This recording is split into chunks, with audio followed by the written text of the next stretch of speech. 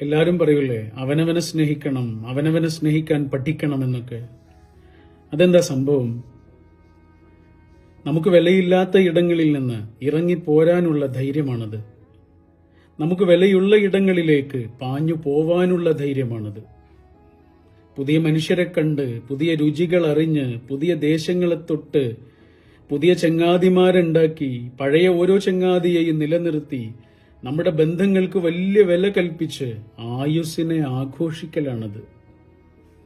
നമ്മുടെ ആരോഗ്യം, നമ്മുടെ ഭംഗി, നമ്മുടെ ഉറക്കം, നമ്മുടെ സമാധാനം, നമ്മുടെ ബന്ധങ്ങൾ, ഇതൊന്നും നമ്മുടെ അലസത കാരണം വഴിയിൽ ഉപേക്ഷിക്കപ്പെടാതിരിക്കലാണത്.